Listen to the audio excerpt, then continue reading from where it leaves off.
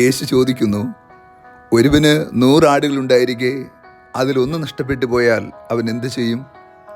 യേശു തന്നെ ഉത്തരം പറയുന്നു, നഷ്ടപ്പെട്ടു പോകാത്ത 99 മേച്ച സ്ഥലത്ത് വിട്ടിട്ട് നഷ്ടപ്പെട്ട ഒന്നിനെ അവൻ കണ്ടുകിട്ടുവോളം അന്വേഷിക്കും. കണ്ടുകിട്ടുമ്പോൾ തോളിലേറ്റും.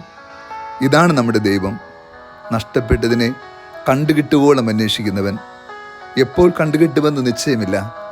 പക്ഷേ ഗുരുവിന് ഒരു കാര്യം ഉറപ്പാണ്, അവൻ വീണ്ടെടുക്കാതെ തിരികെ വരികയില്ല.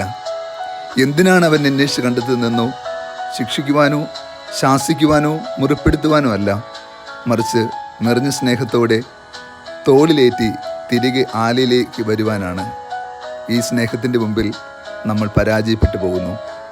അകന്നു പോയിട്ടും തെറ്റ് ചെയ്തിട്ടും ഉപേക്ഷിച്ചിട്ടും അവൻ വീണ്ടും നമ്മെ അന്വേഷിച്ചുകൊണ്ടേയിരിക്കുന്നു. കാരണമെന്തെന്നോ, അവൻ നമ്മെ അത്രമാത്രം സ്നേഹിക്കുന്നു.